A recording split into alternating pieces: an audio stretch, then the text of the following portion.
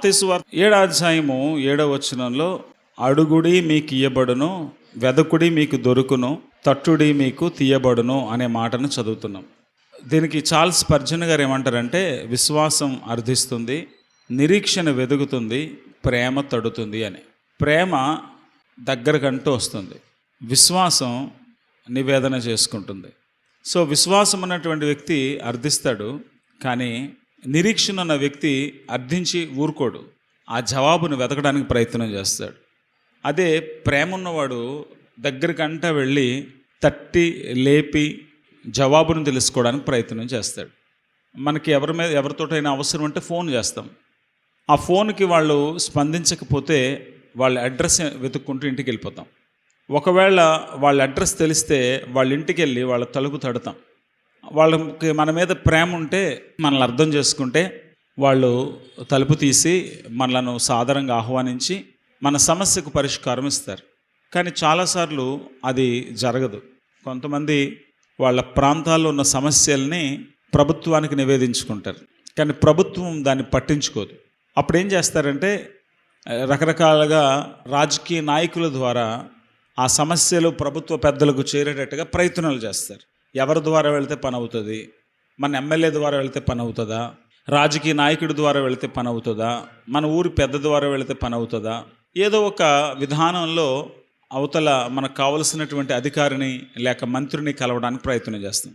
తీరా అందరి రికమెండేషన్స్ తీసుకొని లేక ఎవరి సలహాలో తీసుకొని మనం ఆ మంత్రి గారి ఇంటికి వెళితే, ఆ మంత్రి గారు మనకి అపాయింట్మెంట్ ఇవ్వలేదనుకోండి, మనం మాట్లాడడానికి అవకాశం ఇవ్వలేదనుకోండి, అక్కడే పడిగాపులు పడి ఒకవేళ ఆయన దొరకకపోతే ఆయన పియ్యతో మాట్లాడి రావాల్సి వస్తుంది. చాలాసార్లు చాలామందికి ఇదే జరుగుతుంది. ప్రభుత్వ అధికారుల దగ్గరికి వెళ్తారు, వాళ్ళ అపాయింట్మెంట్ ఎవరు. ఇదివరకు కాంగ్రెస్ ప్రభుత్వ హయాంలో సోనియా గాంధీ అపాయింట్మెంట్ కొరకు ఎదురు చూస్తున్నారు అని చెప్పేవారు. ఇప్పుడు కొంతమంది చంద్రబాబు నాయుడు అపాయింట్మెంట్ కొరకు చూస్తున్నారు, నరేంద్ర మోడీ అపాయింట్మెంట్ కొరకు చూస్తున్నారని చెప్తున్నారు. కానీ చాలాసార్లు అక్కడ మనకి భంగపాటు ఎదురవుతుంది. మన దేవుని దగ్గరికి మనం వచ్చినప్పుడు, పరలోకమందున్న దేవుని దగ్గరికి ప్రభువైన యేసుక్రీస్తు నామంలో మనం వచ్చినప్పుడు మనకి ఎట్టి పరిస్థితులను భంగపాటు ఎదురవదు. ఆయన యందు విశ్వాసం ఉంచువాడు ఎవడునూ సిగ్గుపరచబడడు. అయితే ఆయనను ఆశ్రయించేటువంటి వాళ్ళందరినీ ఆయన చేర్చుకుంటాడు. ఆయన వారికి మంచి ఈవులను ఇస్తాడని మత్తయి సువార్త 7:11 నుంచి మీకు చెప్పాను. నిశ్చయంగా మనవులు ఆలకించి తన చిత్తానుసారమైనవి తప్పనిసరిగా అనుగ్రహిస్తాడని మార్కు సువార్త 11:24 నుండి మత్తయి సువార్త 21:22 నుంచి చెప్పాను. అడుగు వాటి కంటే అత్యధికంగా ఇస్తాడని మొదటి రాజుల గ్రంథం 3వ అధ్యాయం 4 నుంచి 14 వచనాల్లో సొలొమోను ప్రార్థనకు దేవుడు ఎలా జవాబిచ్చాడో తెలియజేస్తూ అది కూడా చెప్పాను. బాధలో ఉన్న వాళ్ళ కోరికలు మన్నిస్తాడని 10వ కీర్తన 17వ చరణం నుంచి చూపించి చెప్పాను. ఆపత్కాలమును అనాథగా విడిచే దేవుడు కాదని 50వ కీర్తన 15వ చరణాన్ని చూపిస్తూ చెప్పాను. ఆపత్కాలంలో ఆయన నమ్ముకొనదగిన సహాయకుడు అని లూకాసు వార్త 23:43 బట్టి అర్థం చేసుకోవచ్చు. ఆ సిలువ మీద ఆయనతో పాటు వేలాడుతున్నటువంటి ఆ దొంగ తను చేసిన నేరాలకు శిక్షను అనుభవిస్తున్నాడు, పశ్చాత్తాపడుతున్నాడు. యేసుక్రీస్తు మాట్లాడుతున్న మాటలు, యేసుక్రీస్తు దగ్గరికి పోగుబడి వచ్చిన జనం, ఆయన స్పందిస్తున్న విధానం చూసినప్పుడు, ఆయన మీద అక్కడున్న వాళ్ళు మోపుతున్న నేరాలు కూడా విన్నప్పుడు యేసుక్రీస్తు ప్రభు ఎంత మహనీయుడో అతనికి అర్థమైంది. కనుక యేసుక్రీస్తు వైపు చూసి, ఒకవేళ నీకు ఇష్టమైతే నీ రాజ్యంలో నన్ను జ్ఞాపకం చేసుకో అని ప్రార్థన చేశాడు. వెంటనే ఆ ప్రార్థనకు దేవుడు జవాబిచ్చేశాడు.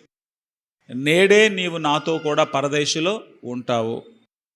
అతడు ఆపత్కాలంలో ఉన్నాడు, అవమానాలతో కృంగిపోతున్నాడు, పశ్చాత్తాపడుతున్నాడు. ఇంతవరకు తను చేసిన తప్పులకు సిలువ మీద శిక్ష ఎట్లానో అనుభవిస్తున్నాడు. నరక శిక్ష అనుభవించడానికి సిద్ధంగా లేడు. ఇప్పుడున్నటువంటి ఈ బాధే తట్టుకోలేకుండా ఉంది. నరకాగ్నిలో నిత్యము కాలేటువంటి ఆ పరిస్థితులను ఊహించుకోలేకపోయాడు. యేసుక్రీస్తును చూసినప్పుడు ఆయన దైవ కుమారుడని, రాజాదిరాజని ఆ సమస్యలో ఉన్న వ్యక్తికి అర్థమైంది, కానీ అక్కడున్న మతస్థులకు అర్థం కాలేదు. కనుక యేసుక్రీస్తు అతని విన్నపాన్ని వెంటనే ఆమోదించేశాడు. కాబట్టి మన దేవుడు ఆపత్కాలములో ఆదుకునే దేవుడని 50వ కీర్తన 15వ చరణం చూసిన అర్థమవుతుంది. లూకాసు వార్త 23:43 చూసినా అర్థమవుతుంది. పైగా ఆయన నీకు పరలోకం ఇస్తాను, నిన్ను విడిపిస్తాను అనే మాట మాత్రమే కాదు, అతన్ని క్షమించాడు. 66వ కీర్తన 5వ చరణంలో ఆయనకు క్షమించే మనసున్నదని మనం చదువుతాం. యెషయా గ్రంథం 55:6-7 వచనాల్లో మన దేవునికి జాలి కలిగిన మనస్సు ఉందని తెలుసుకుంటాం. 145వ కీర్తన 18-19 చరణాలు చూసినప్పుడు తన యందు భక్తులు గల వారి కోరికను ఆయన నెరవేరుస్తాడు, వాళ్ళని రక్షిస్తాడు. ఇర్మీయా గ్రంథం 29:12-14 వచనాలు చూసినప్పుడు విడుదలనిస్తాడు, చెరలో నుంచి విడిపిస్తాడు అని చూస్తాం. సో చెరలో నుండి విడిపించటం, కృప చూపించటం, జాలి చూపించటం, రక్షించటం, ఆదుకోవడం, బాధలో ఉన్నప్పుడు ఆ కోరికను తీర్చటం, అడుగువాటి కంటే అత్యధికంగా ఇవ్వడం, అడిగే వాళ్ళకి నిశ్చయంగా ఇవ్వటం, మంచి ఈవుల్ని ఇవ్వడం మాత్రమే కాదు, మన అవసరాలు కూడా ఆయన తీరుస్తాడు. యోహాను సువార్త 2వ అధ్యాయంలో మీరు చూసినప్పుడు యేసుక్రీస్తు ప్రభువారు ఒక పెండ్లి విందుకు పిలువబడ్డాడు. ఆ పెండ్లి విందులో అందరిలాగానే ఆయన కూడా భోజనం చేస్తున్నాడు. భోజనం చేసిన తర్వాత ఆ ప్రాంతపు అలవాటు ప్రకారంగా వాళ్లకు ద్రాక్షారసం ఇస్తారు. వాళ్ళ మర్యాద ప్రకారంగా వాళ్ళ ద్రాక్షరసం ఇస్తారు. ఇప్పటికీ ఇజ్రాయెల్ దేశం అక్కడ దానిమ్మ రసం, ద్రాక్షరసం విస్తారంగా దొరుకుతాయి. వాళ్ళకి నీళ్లు తక్కువ దొరుకుతాయి కనుక నీళ్ల కంటే కూడా వాళ్ళు ఈ పళ్ళ రసాలు ఎక్కువ తాగుతారు. సరే, భోజనమైన పిమ్మట ఆ ద్రాక్షరసం అయిపోతుంది అని వాళ్ళ తల్లి తెలుసుకున్నప్పుడు యేసుక్రీస్తు దగ్గరకు వచ్చి, ఒరే బాబు, ద్రాక్షరసం అయిపోతుంది, ఏదో ఒకటి చెయ్యి అని చెప్పింది. యేసుప్రభు అద్భుతాలు చేస్తాడని చెప్పలేదు ఆవిడ. యేసుప్రభు ఏదో ఒకటి పరిష్కారం చూపిస్తాడని చెప్పింది. అంటే ఎక్కడికొక్కడికి వెళ్ళి తెప్పిస్తాడు, లేకపోతే ఆయన జ్ఞానం ఉంది కదా, దాని ప్లేసులో మరొకటి ఏదన్నా ఇచ్చేటట్టు చేస్తాడు, ఆ సమస్య పరిష్కరిస్తాడు, ఏదో ఒక ఆలోచన చెప్తాడు అనుకుందో, మరి ఏమనుకుందో తెలియదు. ఆవిడొచ్చి, బాబు ఇక్కడ ద్రాక్షరసం అయిపోయింది రా, పెళ్ళిలో అవమానకరంగా ఉంది అంటే, అసలు నాతో నీకేంటి పని అన్నాడు. అంటే ఇక్కడ నేను పెళ్ళికి వచ్చాను, ఇప్పుడు నన్ను ద్రాక్షరసం తెమ్మంటావా, ఎక్కడికైనా కొనుక్కురమ్మంటావా, లేకపోతే ఇప్పుడు అక్కడ ద్రాక్షరసం అయిపోతే నన్ను అడుగుతున్నావు నువ్వు, నాతో నీకేంటి పని, పెళ్ళింటికి వచ్చాము అక్కడ అయిపోతే వాళ్ళని అడగాలి. కానీ చాలాసార్లు మంచి తల్లిదండ్రులు బాధ్యతను తీసుకునే వాళ్ళు వెంటనే తమ పిల్లల్ని ఇబ్బంది పెడతారు. ఎక్కడైనా ఏదైనా లోటు ఉందనుకోండి, వాళ్ళ అబ్బాయిని పిలిచారే, ఇక్కడ పాపం ఈ సమస్య ఉందంటారా, వెళ్ళరా తీసుకురారా అంటారు, డబ్బులు ఇచ్చి వెళ్ళి పట్టుకురారా అంటారు. కొంతమంది ఏంటంటే మనకేంటి సంబంధం అన్నట్టు కూర్చుంటారు. కానీ కొంతమంది తమ బంధువుల ఇళ్లలో ఏదైనా జరుగుతుంటే వాళ్ళు వెంటనే పరిష్కారానికి తమ డబ్బులు ఖర్చు పెడతారు, లేక తమ వాళ్ళని పంపిస్తారు. కాబట్టి ఇక్కడ చూసినప్పుడు ఈ ద్రాక్షారసం అయిపోయింది అనుకున్నప్పుడు యేసుక్రీస్తు వాళ్ళకి సహాయం చేయకూడదని కాదు, కానీ నాతో నీకేంటమ్మా పని అన్నాడు. కానీ ఆ తర్వాత ఆయన అక్కడ ఉండేటువంటి పని వాళ్ళని పిలిచి, ఆ పని వాళ్ళతో మరితల్లి చెప్పింది, ఆయన ఏం చెప్తాడో చేయండి అర్రా అని. ఈయన ఎక్కడికైనా పంపిస్తాడేమో, ఎక్కడి నుంచి అయినా తెప్పిస్తాడేమో అనుకుందేమో ఆవిడ. కానీ ఆయన ఏం చేశాడంటే, అక్కడ వాళ్ళు కాళ్ళు కడుక్కోవడానికి, చేతులు కడుక్కోవడానికి నీళ్లు పెడతారు. ఆ 12 తూములు పట్టేటువంటి 8 రాతి బాన్లు ఉన్నాయి. వాటన్నిటినీ కూడా నీళ్లతో నింపమని చెప్పి ఆ నీళ్లు పట్టుకెళ్ళి పంచిపెట్టమన్నాడు. ఆ రోజున వాళ్ళందరికీ మంచి ద్రాక్షరసం అందింది. కానీ ఏం జరిగిందో ఎవరికి తెలియదు. నీళ్లు పోసిన పనివారికి, ఆ నీళ్లను ద్రాక్షరసంగా మారిన తర్వాత పంచినటువంటి పని వాళ్ళకి మాత్రమే తెలుసు తప్ప ఏం జరిగిందో ఎవరికి తెలియదు. కాబట్టి యేసుక్రీస్తు ప్రభువారు ఆ రోజున ఆ అత్యవసర పరిస్థితుల్లో వాళ్ళకి ముఖం చాటలేదు, వాళ్ళకి జవాబునిచ్చాడు. కాబట్టి మన దేవుడు అవసరాలు కూడా తీరుస్తాడని ప్రార్థనలు ఆలకించేటువంటి దేవుని గుణలక్షణాలని తెలుసుకోగలుగుతున్నాం. అయితే ఈ ప్రార్థనలు ఆలకించేటువంటి దేవుడు ఎటువంటి వాళ్ళ ప్రార్థనలను ఆలకిస్తాడు అనేది మనం చూడలేదు. ఎటువంటి సందర్భంలో ఆలకిస్తాడు? మీరు యోహాను సువార్త 2వ అధ్యాయం చదివినప్పుడు ఆయన అద్భుతాన్ని ఎందుకు చేశాడు అంటే, తన మహిమను కనపరచటానికి, తానెవరో అక్కడ ఉన్నటువంటి వాళ్ళకి తెలిసేటట్లు చేయడానికి. మోషే ఇశ్రాయేలును ఐగుప్తు దేశంలోంచి బయటికి నడిపించేటువంటి సందర్భంలో మోషే వాళ్ళకు బండలో నుండి నీళ్ళు ఇచ్చి వాళ్ళ సేద తీర్చాడు, వాళ్ళకి మన్నా కురిపించబడేటట్లు చేశాడు. మోషే లాంటి ఒక ప్రవక్త మళ్ళీ పుడతాడని మోషే చెప్పాడు గనక, ఇప్పుడు యేసుక్రీస్తు ఆ ప్రవచన సారమన్న విషయం అందరికీ తెలవడానికని ఆయన ఆ విందులో ఆయన నీళ్లను ద్రాక్షరసంగా చేశాడు. ఇక్కడ మనం చూసినప్పుడు 11వ వచనంలో, యోహాను సువార్త 2వ అధ్యాయం 11వ వచనం, గలిలయలోని కానాలో యేసు ఈ మొదటి సూచక క్రియను చేసి తన మహిమను బయలుపరచెను. ఈ మొదటి సూచక క్రియ ఎందుకు చేశాడు? తన మహిమను బహిర్గతం చేయడానికి. దేవుడు తన మహిమ కొరకు ఏదైనా చేస్తాడు. నువ్వు చేసే పని వల్ల, నువ్వు అడిగే విన్నపం వల్ల, నీ ప్రార్థన వల్ల దేవునికి మహిమ కలుగుతుంది అనుకున్నప్పుడు తప్పనిసరిగా ఆయన నీ ప్రార్థనలకు జవాబిస్తాడు. యోహాను సువార్త 14వ అధ్యాయం 13 నుంచి 14 వచనాల్లో యేసుప్రభు వారు చెబుతున్న మాట చూడొచ్చు. మీరు నా నామమున దేనిని అడుగుదురో తండ్రి కుమారుని యందు మహిమపరచబడుటకై దానిని చేతును. నా నామమున మీరు నన్నేమి అడిగినను నేను చేతును. తండ్రి కుమారుని యందు మహిమపరచబడుటకై, తండ్రికి మహిమ రావడానికి, తనకు మహిమ రావడానికి ఆయన ఏ ప్రార్థనలైనా ఆలకిస్తాడు. ఇది మీకు తెలియాలి. సో మీరు ప్రార్థించే విషయాల్లో దేవునికి మహిమ కలుగుతుందా, అవమానం కలుగుతుందా అనేది మీరు పరీక్షించుకోగలిగితే, మీరు చేసే ప్రార్థన దేవునికి మహిమను తెచ్చేదే అయితే ఖచ్చితంగా దేవుడు అది ఎంత పెద్ద విన్నపమైనా సరే ఖచ్చితంగా దానికి జవాబును ఇస్తాడు. సో దేవుడు తన మహిమ కోసం మనం ఆలోచిస్తున్నామా లేదనేది నిశితంగా పరిశీలన చేస్తాడు. ఈ పని చేయడం వల్ల నాకెంత లాభం అని మనం అనుకోమా? ఎవరైనా ఏదైనా పని చెప్తే దాంట్లో నాకెంత ప్రయోజనం ఉంటుంది, నాకెంత లాభం ఉంటుందని ఆలోచిస్తాం. లాభ నష్టాలు మనకొక్కరికే తెలుసు అనుకుంటున్నారా? దేవుడికి కూడా తెలుసు. దేవుడు కూడా తన మహిమను వెతుక్కుంటాడు. తనకు మహిమ రాని పని ఆయన ఏది చేయడు. మనం ఏదైనా చేసినప్పుడు కూడా మనకి దానివల్ల ఎటువంటి ప్రయోజనమైన ఉందో లేదో అని ఆలోచించే చేస్తాం. ప్రయోజనం లేని పనులు మనం చెయ్యం, లాభం లేని పనులు మనం చెయ్యం. మరి మన దేవుడు ఎటువంటి ప్రయోజనం లేకుండా ప్రార్థనలు ఎట్లా ఆలకిస్తాడు? సో మనం అడిగే దాని వల్ల, మనం పొందే ప్రయోజనం వల్ల ఆయన నామానికి మహిమ వస్తే ఖచ్చితంగా దేవుడు మన ప్రార్థనలకు జవాబు ఇస్తాడని ఈ పూట తెలుసుకోవాలి. ఇంకో విషయం ఏంటంటే, యోహాను సువార్త 15వ అధ్యాయం 7వ వచనంలో 16వ వచనంలో ఉన్నటువంటి విషయాన్ని మనం ఆలకిస్తే, నా యందు మీరును మీ యందు నా మాటలు నిలిచి ఉండిన ఎడల మీకేది ఇష్టమో అడగండి. మీలో నా మాటలు నిలిచి ఉంటే, మీరు నా మాట ప్రకారం ప్రార్థన చేస్తున్నట్లయితే, నా మాట ప్రకారం జీవిస్తున్నట్లయితే, నా మాటకు మీరు విలువనిస్తున్నట్లయితే మీ మనవులు నేను ఆలకిస్తాను. మన మాటలకు దేవుడు శ్రద్ధ వహించాలంటే దేవుని మాటలకు మనం విలువనివ్వాలి. ఆయన మాటలు మనలో నిలిచి ఉండాలి. ఒక చెవితో విని ఇంకో చెవితో వదిలేయడం కాదు. మనం ఆయన మాటలను జాగ్రత్తగా వినాలి. ఆయన మాటలకు జాగ్రత్తగా మనసునివ్వాలి. లేకపోతే దేవుడు మన ప్రార్థనలకు జవాబు ఇవ్వడు. మన ప్రార్థనలను ఆయన వినాలి అనుకుంటే ఖచ్చితంగా మనం ఆయన మాటలకు విలువనివ్వాలి. 81వ కీర్తన 11 నుంచి 15 చరణాలు మనం చూసినప్పుడు, అయినను నా ప్రజలు నా మాట ఆలకింపకపోయిరి, ఇశ్రాయేలీయులు నా మాట వినకపోయిరి, కాబట్టి వారు తమ స్వకీయ ఆలోచనలను బట్టి నడుచుకొనున్నట్లు వారి హృదయ కాఠిన్యమునకు వారిని అప్పగించితిని. అయ్యో నా ప్రజలు నా మాట వినని ఎడల, ఇశ్రాయేలు నా మార్గములను అనుసరించిన ఎడల ఎంత మేలు. అప్పుడు నేను వేగరమే వారి శత్రువులను అణగదొరుకుదును, వారి విరోధులను కొట్టుదును.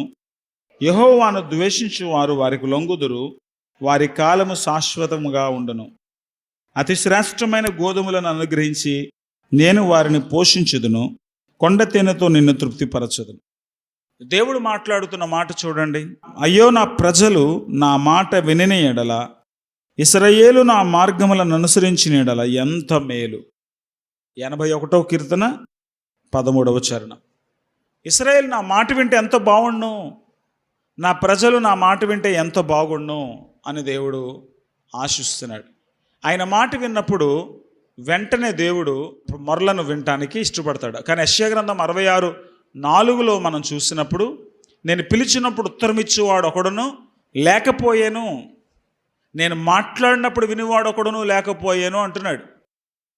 తన మహిమను ఆశించకపోతే, తన మాట వినకపోతే నువ్వు ప్రార్థించే ప్రతిదీ వినడం దేవుడికి నచ్చదు. ధర్మశాస్త్రం విననొల్లకుండా చెవి మూసుకొని వాని ప్రార్థన హేయము అనే విషయం సామెతల గ్రంథంలో మనం చదువుతాం. సామెతల గ్రంథం 28వ అధ్యాయము 9వ వచనంలో, ధర్మశాస్త్రము వినబడకుండా చెవి తొలగించుకుని వాని ప్రార్థన హేయము అంటున్నాడు. దేవుడికి అసహ్యం. ఆయన చెప్పింది వినకుండా, ఆయన ఏం కోరుకుంటున్నాడు తెలుసుకోకుండా, ఆయన మనసు ఏంటో అర్థం చేసుకోకుండా సోది ప్రార్థనలు చేస్తే దేవుడికి నచ్చదు. దేవుడు నీ ప్రార్థనలను ఆలకించాలి అనుకుంటే నువ్వు అడిగేవి ఆయన మహిమ కొరకేనా? ఆయనకి మహిమను తెస్తాయా? నువ్వు అడిగేవి ఆయన వాక్యానుసారమేనా? దేవుని వాక్యం ఏం చెప్తుందో ఆ ప్రకారంగానే నీ మనవులు ఉన్నాయా అని మనం ఆలోచన చేసుకోవాలి. ఏది అడిగినా ఇస్తాడు అనుకుంటే సైతాన్ని దయచేసి వాడు ఏం చేయకుండా చూడు ప్రభు అంటే వినడం. బస్సుకి ఎదురెళ్ళి రక్షించు ప్రభు అంటే వినడం. కాలలో దిగి మునిగిపోకుండా చేయ ప్రభు అంటే వినడం. విషం తాగుతూ రక్షించు ప్రభు అంటే వినడం. ఒంటి మీద కిరసనాలు పోసుకుని నిప్పంటించుకొని తగలబడకుండా చూడమంటే వినడం. ఆయన చిత్తం ఏంటో నీకు తెలియాలి. ఆయన వాక్యం నీకు అర్థం కావాలి. ఆయన ఆదేశాలను బేఖాతరు చేసే వాళ్ళ ప్రార్థనలు ఆయన వినడు. 1 యోహాను పత్రిక 3వ అధ్యాయం 22వ వచనంలో ఈ మాట మనం చూస్తాం. మరియు మనం ఆయన ఆజ్ఞలను గైకొనుచు ఆయన దృష్టికి ఇష్టమైనవి చేయుచున్నాము గనక మనమేమి అడిగినను అది ఆయన వల్ల మనకు దొరుకును. మనం ఆయనకి ఇష్టమైనవి చేస్తున్నామా? ఆయన మాటను గౌరవిస్తున్నామా? ఆయన మహిమ కొరకే ఆలోచిస్తున్నామా? అప్పుడు ఖచ్చితంగా దేవుడు నీ ప్రార్థనలకు జవాబిస్తాడు. ఆయన ఆజ్ఞలు గైకొనుచు ఆయనకి ఇష్టమైనవి చేయాలి. యోహాను సువార్త 16:23 నుంచి 24 వచనాల్లో దేవుని దృష్టికి ఇష్టమైనవి చేస్తూనే నేను దేవుణ్ణి ఒక మంచి దేశానికి రాజుగా చేయమని అడిగాను అన్నాం అనుకోండి, అది ఎప్పటికీ జరగదు. అర్జెంటుగా నా ఇంటి పక్కన ఒక పర్వతం రావాలని ప్రార్థన చేసుకోనుకోండి, జరగదు. పర్వతం వస్తే ఈ పర్వతం పైన నీకు ఒక మంచి టెంపుల్ కడతాను, అందరూ నీ దగ్గరికి వస్తారు, ఒక తీర్థయాత్రలా చేస్తాను, నీకు మహిమ వస్తుంది, నీ దగ్గరికి అనేక మందిని ఆకర్షిస్తాను అని ఎంత చెప్పినా కొన్ని ప్రార్థనలు దేవుని జవాబును సాధించలేవు. ఏ ప్రార్థనలు దేవుని జవాబును సాధిస్తాయి? దేవుని మాట వింటున్నావు, దేవునికి ఇష్టమైనవి చేస్తున్నావు, దేవుని ఆజ్ఞలను పాటిస్తున్నావు, దేవుని మహిమ కోసమే అడుగుతున్నాను అనుకున్నప్పటికీ కూడా అసలు దేవుడు ఎటువంటి మనవులు వింటాడు అనేది తెలుసుకోవడం చాలా అవసరం. ఇందులో మొట్టమొదటిగా యాకోబు పత్రిక 1వ అధ్యాయం 5వ వచనం చూస్తే, మీలో ఎవరికైనా జ్ఞానం కొద్దుగా ఉంటే దేవుడిని అడగాలి, దేవుడు అది అతనికి ధారాళంగా అనుగ్రహిస్తాడు అని చదువుతాం. జ్ఞానం అడగడం దేవుడికి ఇష్టం. శత్రువుల ప్రాణం అడిగితే దేవునికి నచ్చకపోవచ్చు. నా జ్ఞానం ఈ ప్రభువా అంటే దేవుడికి నచ్చుతుంది. నాకు డబ్బులు ఈ ప్రభువా అంటే నచ్చకపోవచ్చు. జ్ఞానం కొరకైన ప్రార్థన దేవుడికి నచ్చుతుంది. స్వస్థత కొరకు కూడా ప్రార్థన చేయొచ్చు.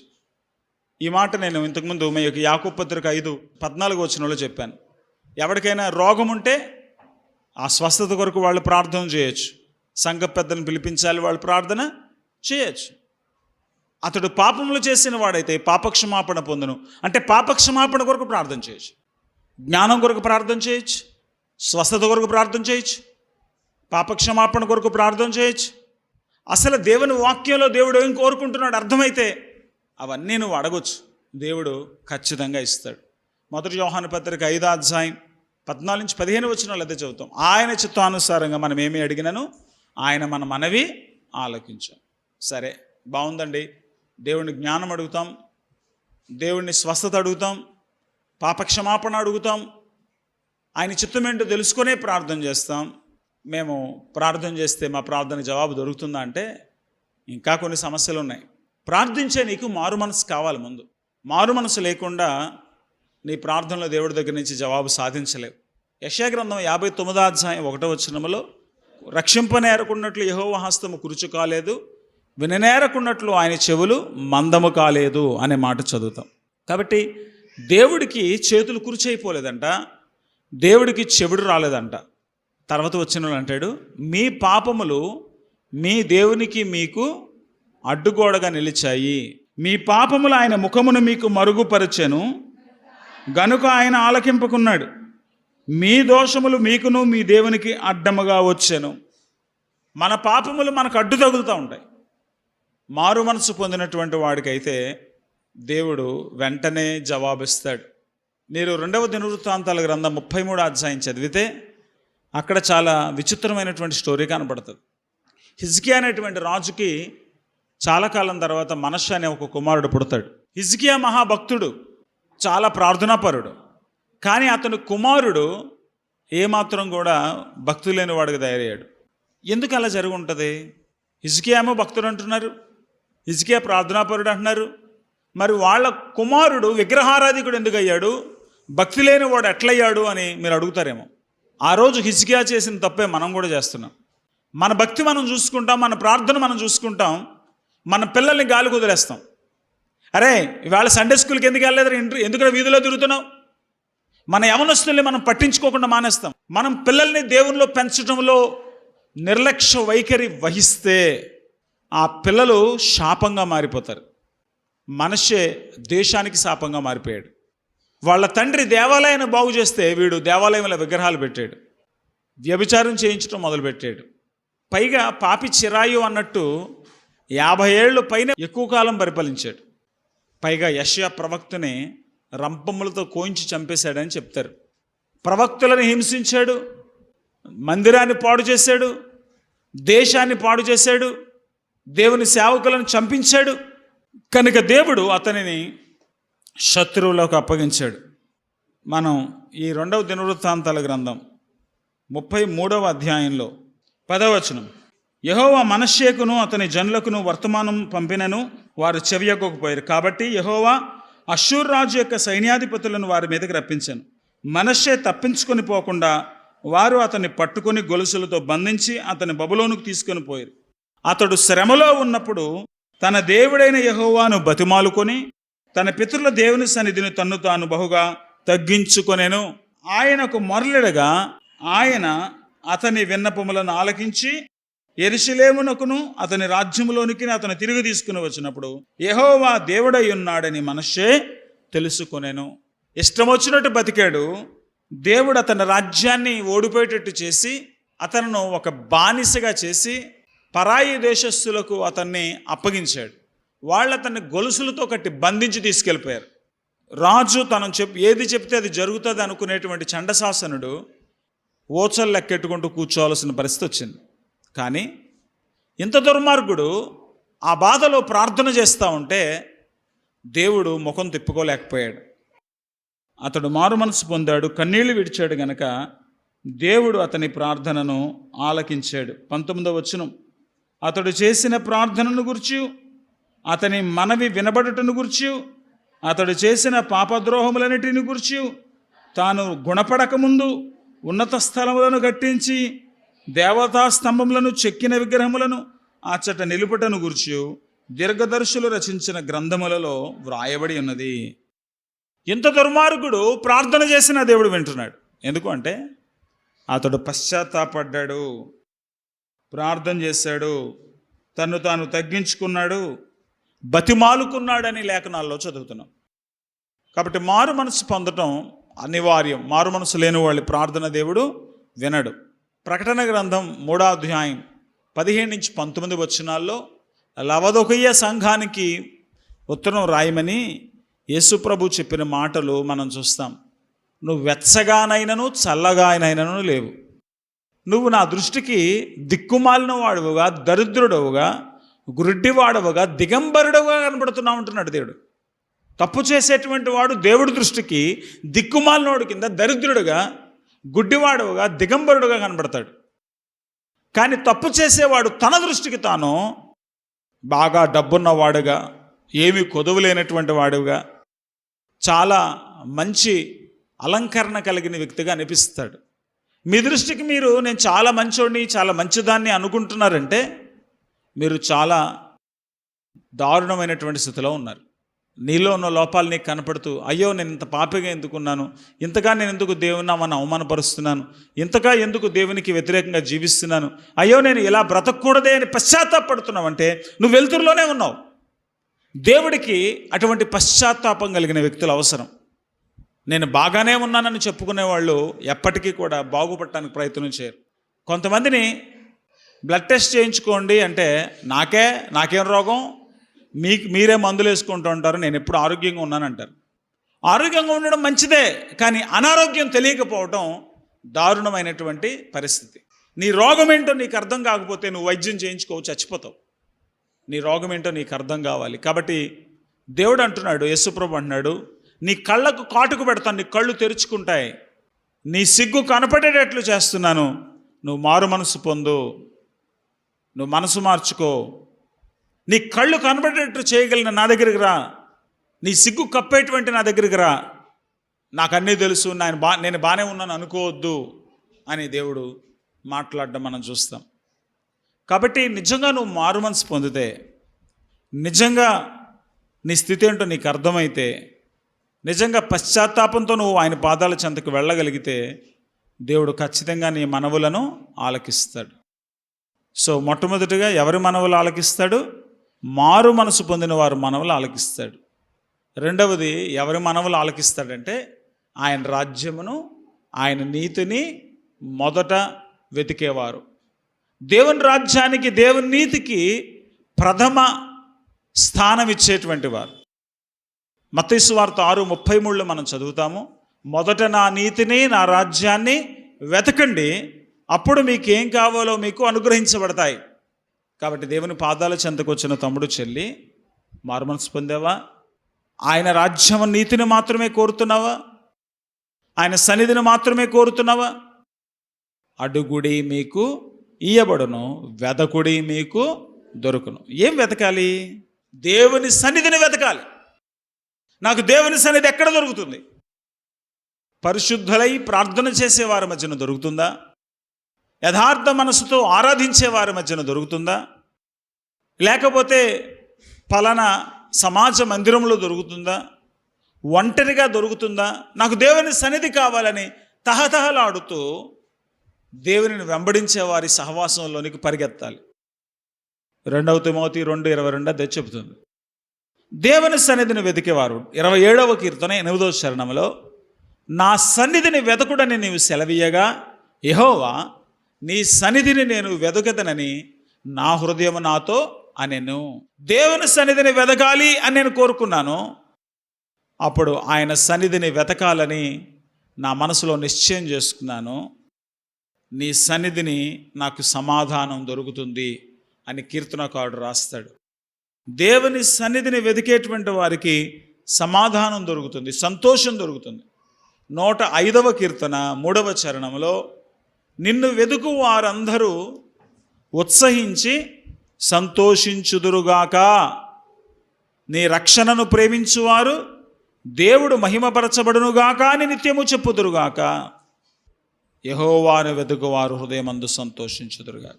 నువ్వు దేవుని వెతుకుతున్నట్లయితే సంతోష సమాధానాలు అనుభవిస్తావు. నువ్వు దేవుని వెతుకుతున్నట్లయితే దేవుని సన్నిధి నీకు సమాధానాన్ని ఇస్తుంది, సంతోషాన్ని ఇస్తుంది. అంత మాత్రమే కాదు, జీవాన్ని ప్రసాదిస్తుంది. ఆమోసు గ్రంథం 5వ అధ్యాయం 4వ వచనంలో, ఇశ్రాయేలులతో యెహోవా సెలవిచ్చినదేమనగా, నన్ను ఆశ్రయించుడి, నన్ను ఆశ్రయించిన ఎడల మీరు బ్రతుకుదురు. బ్రతకాలనుకుంటున్నారా? సమాధానంగా ఉండాలనుకుంటున్నారా? సంతోషంగా ఉండాలనుకుంటున్నారా? ఇంకొక మాట, రోమపత్రిక 2:7, సత్క్రియను ఓపికగా చేయుచు మహిమను ఘనతను అక్షయతను వెతుకు వారికి నిత్య జీవమనిచ్చును. నిత్య జీవం కావాలా? మేలునందుచు అనేక సంవత్సరాలు సంతోషంగా బ్రతకాలా? సంతోషం కావాలా? ఆనందం కావాలా? అయితే దేవుని సన్నిధిని మనం వెతకాలి. దేవుని బిడ్డల మధ్యలో, దేవుని సంఘం మధ్యలో, దేవుని ఎడల భయభక్తులు కలిగిన వారి మధ్యలో దేవుని సన్నిధి కోసం మనం వెతకాలి. హెబ్రీ పత్రిక 11:6, విశ్వాసం లేకుండా దేవునికి ఇష్టడైనట్టు అసాధ్యం. దేవుని యొద్దకు వచ్చువాడు ఆయన ఉన్నాడనియు తనను వెతికే వారికి ప్రతిఫలము దయచేయు. ఎక్కడికి వెళ్ళినా అభాసు పాలవుతావు, అవమానం పాలవుతావు. కానీ దేవుని పాదాల చెంత వెతికినప్పుడు మాత్రం నువ్వు కోరుకున్న ప్రతిఫలం నీకు దొరుకుతుంది. మన దేవుడు మోసం చేసేవాడు కాదు. 69వ కీర్తన 33వ చరణంలో, యెహోవా దరిద్రుల మొరను ఆలకించువాడు, ఖైదులో ఉన్న వారిని, నుంచబడిన తన వారిని ఆయన తృణీకరించువాడు కాడు అని రాశాడు. దరిద్రుల మొరలు కూడా ఆయన ఆలకిస్తాడు.